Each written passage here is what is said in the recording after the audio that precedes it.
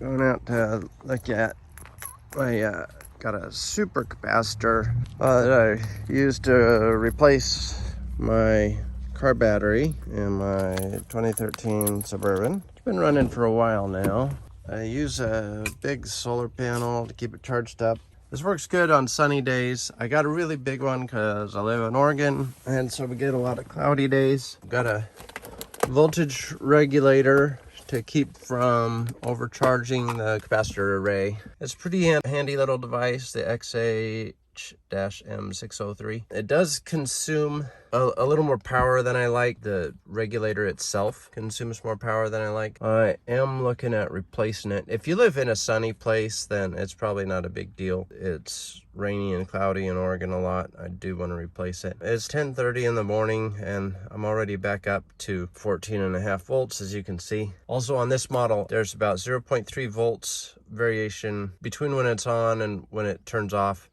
Probably because of internal resistance and stuff like that. Be sure when you set your minimum voltage and your maximum voltage, if you decide to use one of these, that you set it more than 0.3 volts apart. I have it set to stop charging at 15 volts because when the car is turned on, that is the most I see it at, is 15 volts. So I don't want to charge my supercapacitor above that. Probably should have a balancing circuit on my supercapacitor array. I don't. Maximum capacitance of my supercapacitor array, I think, is 16.5 volts, if I remember right. So on this little module, you set a minimum voltage for it to start charging at, and everything below that voltage, it will start charging at, and then you set a maximum voltage, and that's the voltage that it stops charging at. So right now, its minimum voltage is 14.6. So when it falls below 14.6, you can change it. Oh yeah, that button's backwards. So that would mean, like here, when it falls below 14.0, it would charge it. But I have it set up at 14.6 to keep it topped off because it is a capacitor, so it can handle that. The maximum voltage is set at like 15. Oh, I think I'm loose. That's what's going on here. Keep switching off and on. There we go. All right, so it feels a little backwards, the buttons. So this button here is what voltage do I get all the way up to and then I stop at. So I have it not charge above 15 volts. Otherwise, it would just keep charging and charging and charging if it was hooked directly up to the solar panel. You know, there's not much current going into the capacitor as it charges up, and so it'll get it up there quite high.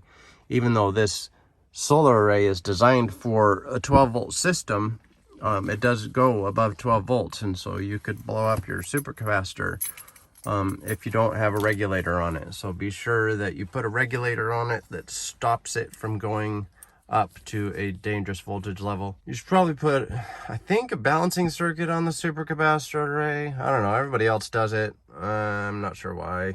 Probably in case a supercapacitor fails, then you should probably have a balancing circuit on it so that if a supercapacitor isn't doing as well, then it won't blow up. I haven't put a balancer on it yet. Mine's just straight connected, and then I keep the voltage 1.5 volts for below its maximum. So this panel is a 150 watt panel, but it has a fourth panel here. You might see the fourth panel that is not in use. If I had an extension, then I could take it outside the car and charge with all four panels. So I'm only using 3 panels, so that's about 110 watts on a sunny day. It is sunny right now. But on a cloudy day, you don't get anything near 100 watts.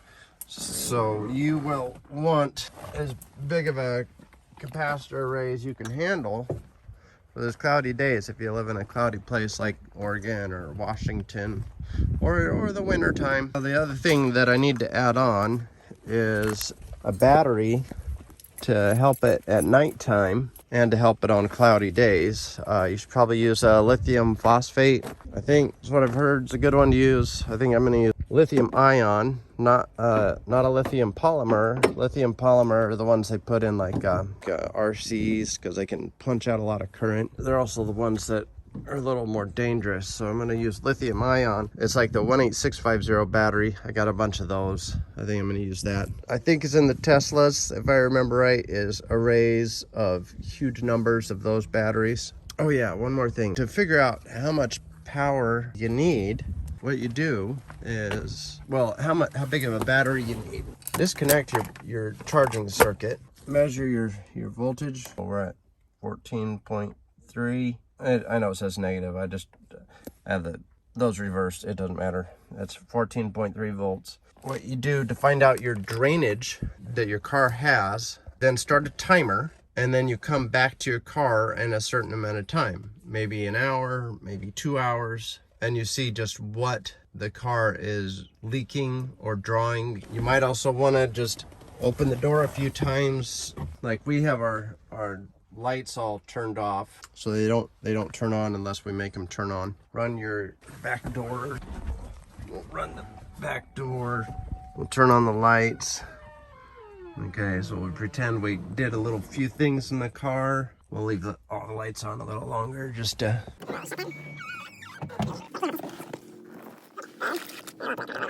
We'll see how much draw that took off of the supercapacitor array. Okay, so now we're at 13.1 volts. I'll just do another short video inside to show the calculation, to show how big of a backup battery you need so that your car can start whenever you want it to. Because like if you need your car for an emergency in the middle of the night, you want it to start right away without having to jump it or something. The battery voltage starts to fall as soon as it's not sunny. And so if it's been cloudy or rainy, and then it's nighttime, your battery voltage could be pretty low depending on what the draw of your vehicle's just background draw that it has, the leakage power draw that it has. And so a backup battery is good. Otherwise you have to jump it if you have to run to like the hospital for an emergency. On the capacitor calculations, I put 6 of them in series. And the total capacitance on that, each capacitor is 3,000 farads. Because they're all the same, the total capacitance works out real easy. You just divide by 6. And so then you got 500 farads. And then I did it again. 2 of these 6 capacitor arrays in parallel. And that was just to increase my capacitance. It wasn't to increase my current capacity. Put capacitors in parallel, then it adds. So 500 plus 500, so I get a 1,000 farad capacitor. And your voltage, when you're in series, it adds just like on a battery, so 2.7 on each of these. Then I'll be able to handle 2.7 times 6, so that's 16.2 volts and 1,000 farad capacitor. So that's what the capacitor's rating is. And so then to calculate the idle power draw of your car, we measured, remember the start voltage, 14.3 volts. You measure the stop voltage, and it's 13.0 volts.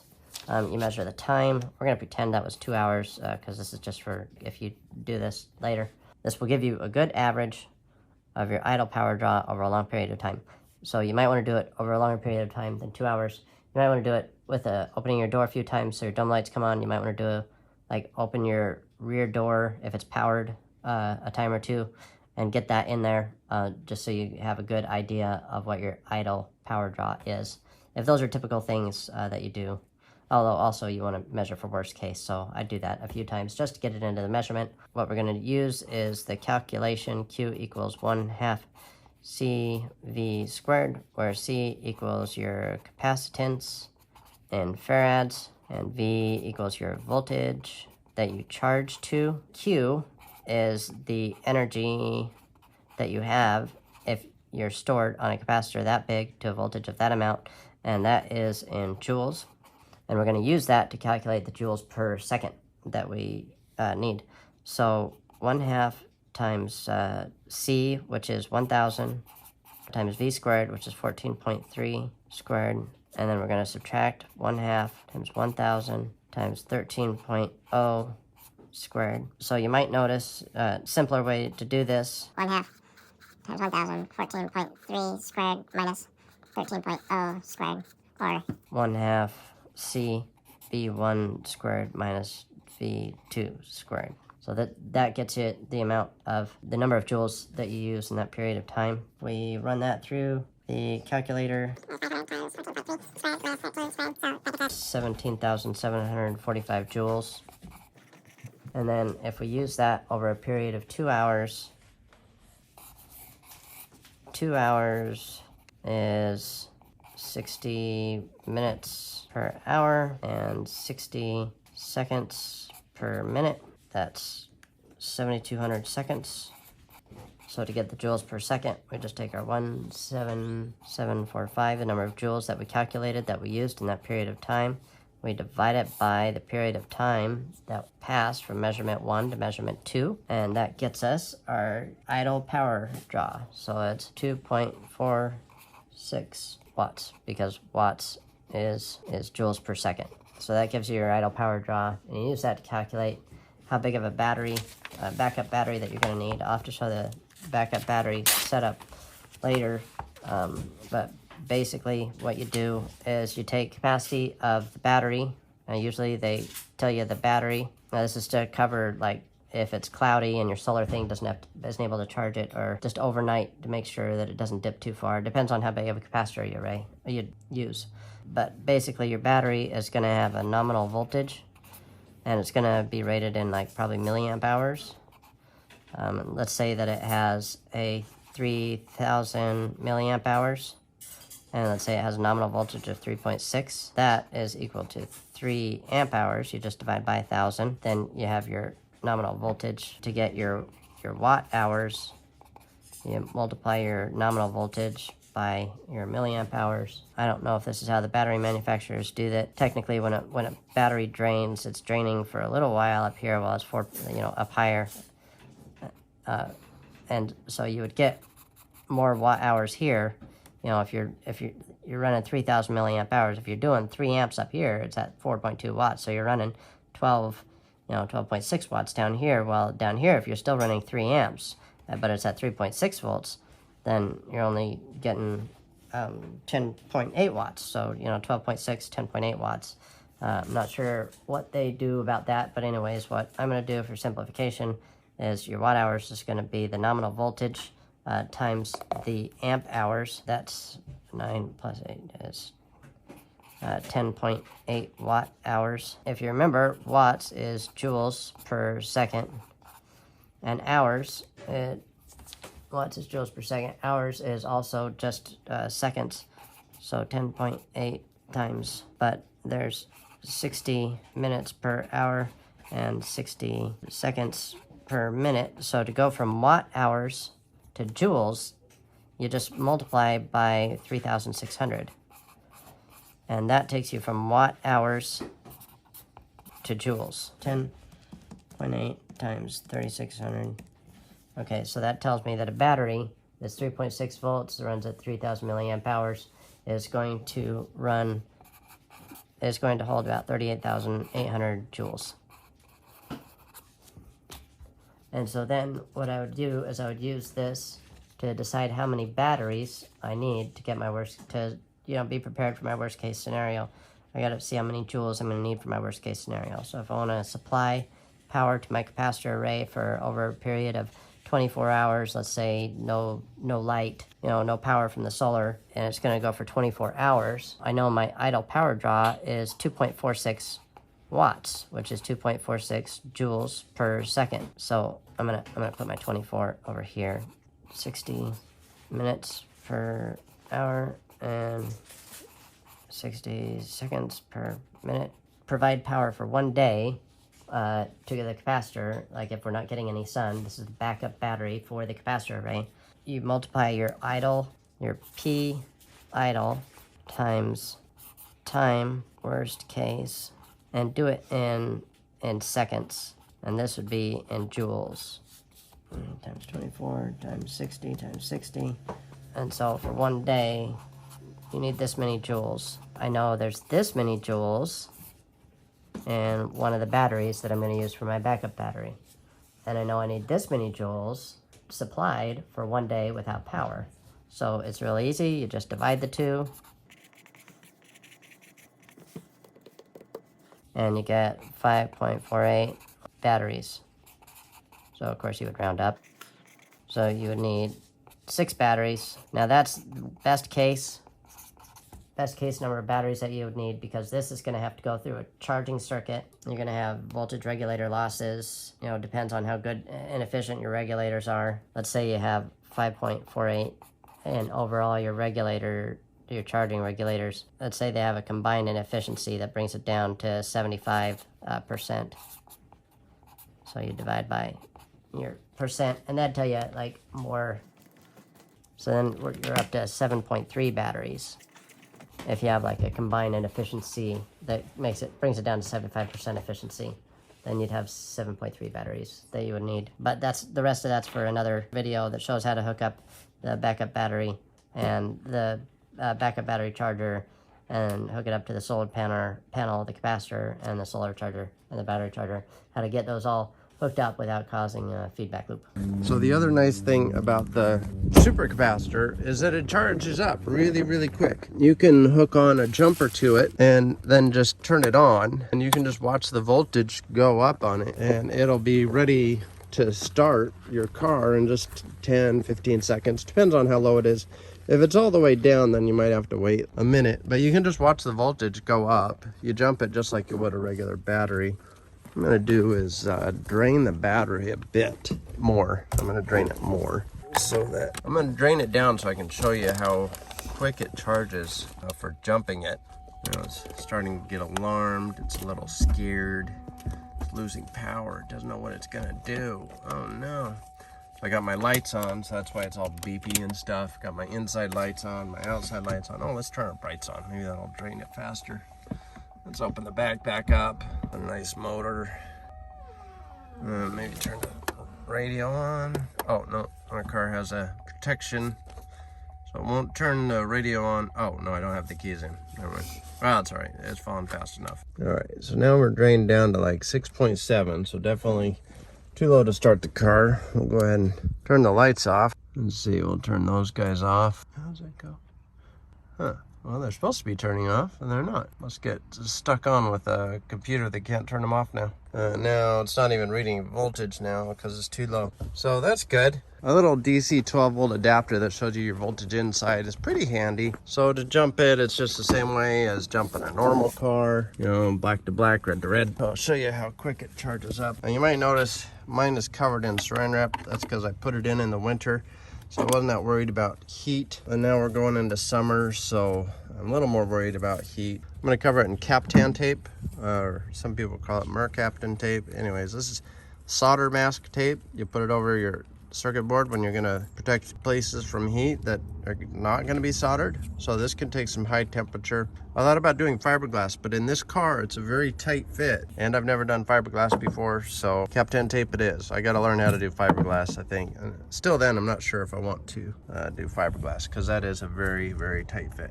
So, got it plugged in. I'll show you how quick this charges. So this is showing the internal voltage on the jumper. Let's see, it's reading 12.6, and then I'm gonna turn it on. Gets mad. That is like short-circuiting it. It looks like it was up a bit. It might have started to leak. No, it shouldn't have leaked in. I don't know why it was up a bit from 8.8. I mean, from 6.8. It's reading 8. I don't know how hard that is on the jumper. I mean, the jumper's used to starting cars, so they can push a ton of amps. And supercapacitors, they do suck a lot of current. They can also send a lot of current. They could probably start right now just fine. It's 11 volts. For my starter motor, I do like to run it at a higher voltage. Just hope it'll last a little longer that way, because it'll pull less current. It's starting at a higher voltage. Now we're back up at 11.1 volts. So it's ready to jump real quick like. Doesn't take very long. Now the capacitor array, once it's fully charged, it is pretty dangerous, because those guys, short circuit can send over 1,000 amps, I think, if I remember right. Enough to really hurt or heat something up. It starts up real easy. It'll charge itself up. You can hear the motor, the idle speed. Let's see if my light, yeah, my lights turn off now. Now you can hear the motor going down as the capacitors get charged up. 14.7. My car likes to sit anywhere between like 13.2 about and 15.1. It depends on what else is turned on or what else is running. The maximum I've seen my car go to is like 15.1 volts. So that's why I have my circuit stop charging at 15 volts.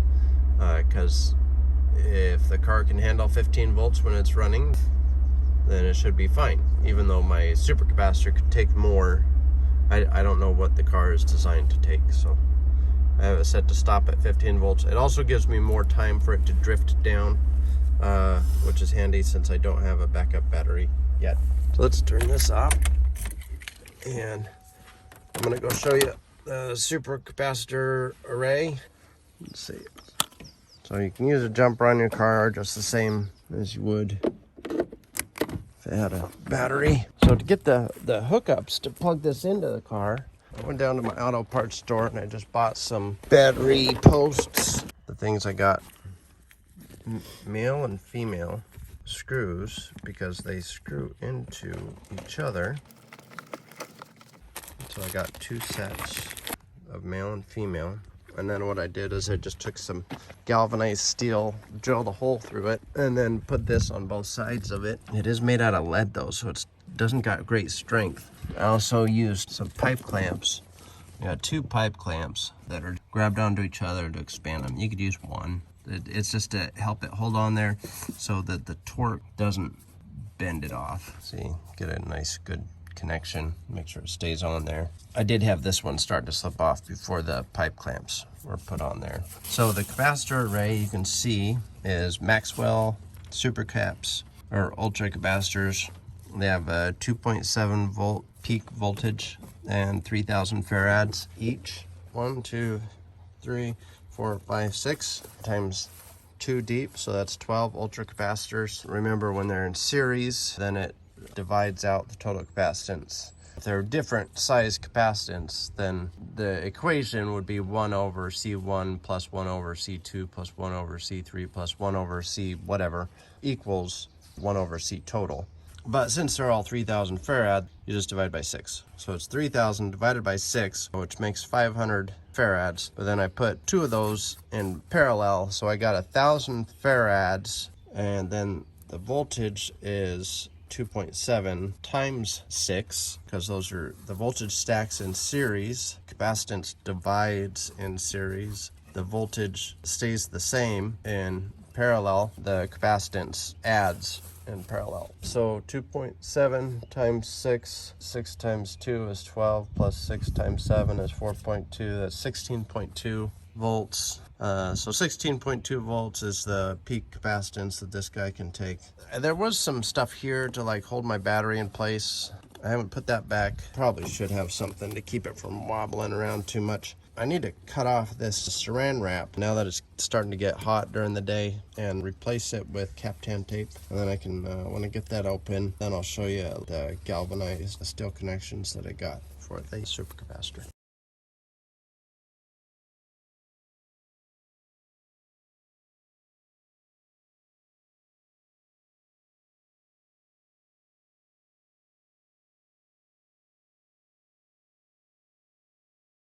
So there's a supercapacitor array. One thing I noticed is the markings on these capacitors, it's really hard to see that, especially in the dark. Probably to be the safest, you should discharge it before working on it. Can push a lot of amps through. It's not terribly dangerous. I mean, the amps are, but the voltage is low, so it has to have a low resistance spot to get through you in order to hurt you.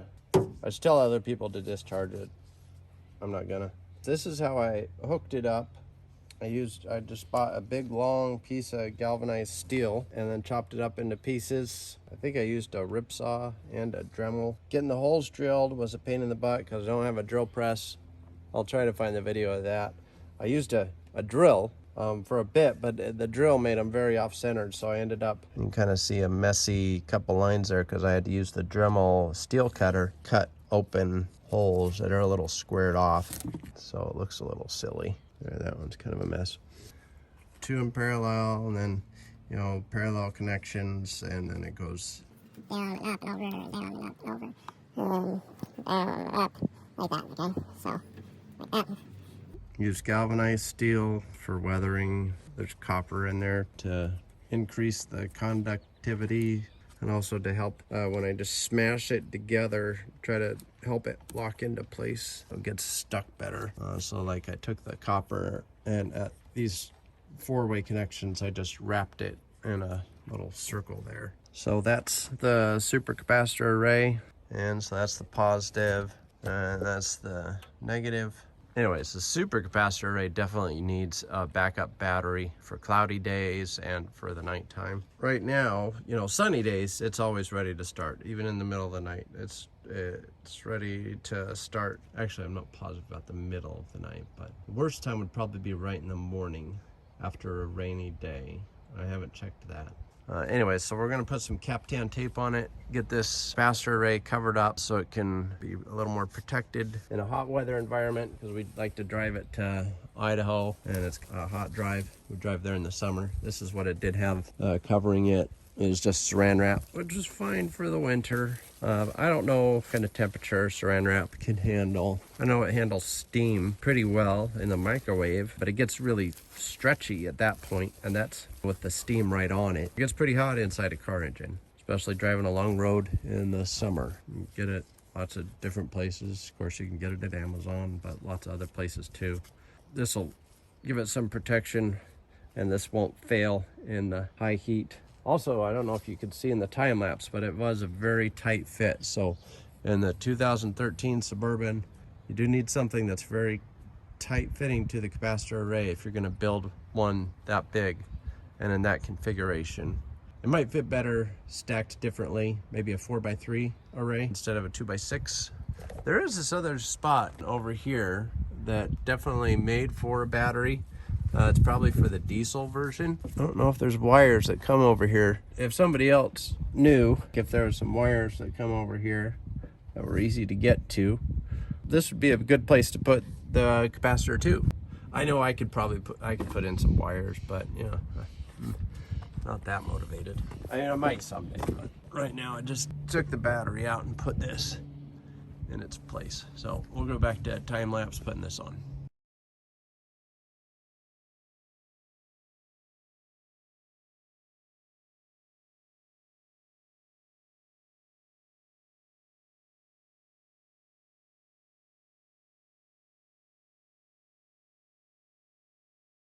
We're gonna make this watertight. I'm just gonna put a little Plasti Dip spray around the connection here. I used my gloves to mask it off, my last gloves, because they were getting yucky.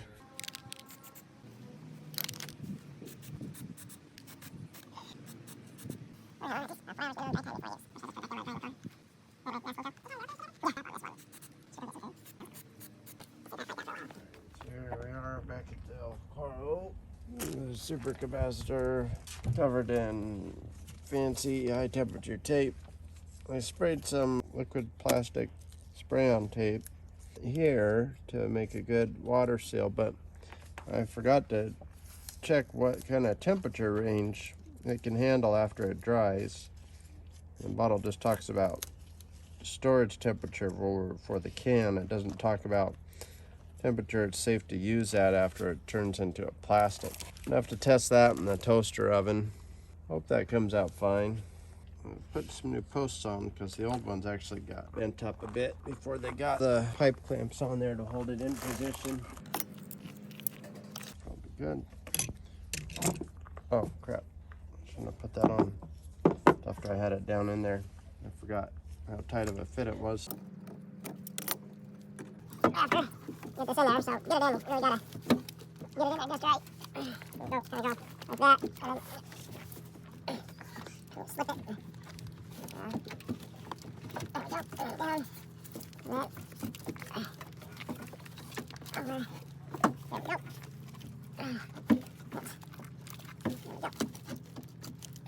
go. Very snug fit there. It's pushing right up against the radiator overflow there. Put that on there. I wear gloves because I'm a pansy. No, you Okay, I wear gloves because I got dry skin. Oil and all that stuff, and having to wash my hands after I'm getting all oily is just, it's really bad. Bloody hands and stuff, so. You don't want to tighten these too much because they're made out of a solid piece of lead, so they're not actually that strong. It's easy to over tighten them. Shear the post right off. Kind of lame. Got the negative connecty in there. That's right. Let's we'll connect the positive first.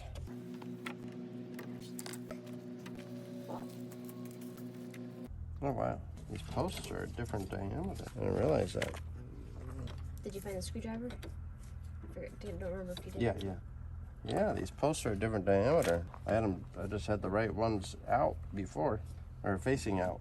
So by these posts, pay attention to which ones can be grabbed on by your battery clamp. I just happened to have the right ones facing up last time, and I guess I switched it this time. It's the one with the female connection. It's the one that fits in there better. Yeah, the one with the male connection actually doesn't fit in there. It's still loose when it's all the way tightened.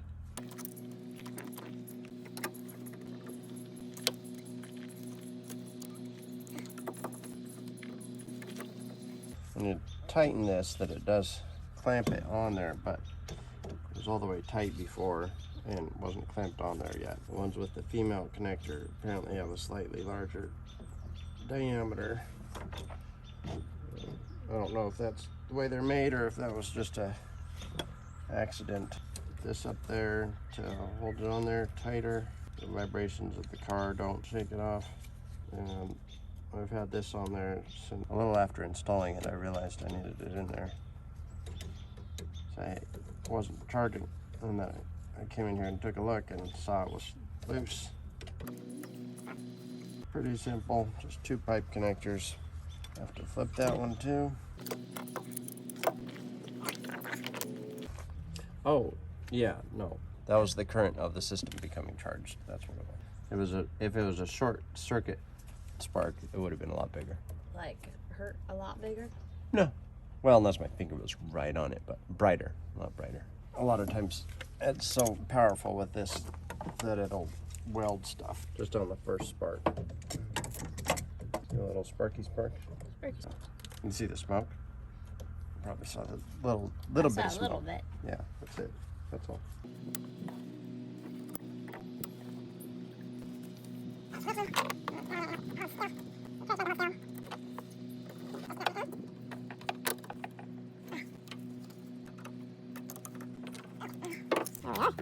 All nice and connected. Yay. So that put the pipe clamp thing around The battery posts like that. That.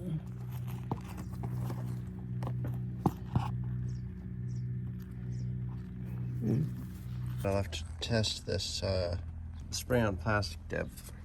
This is the bottle plastic dip, and I use the spray-on version to try to make those like a watertight. Try to make this whole thing watertight because that captan tape makes a good seal.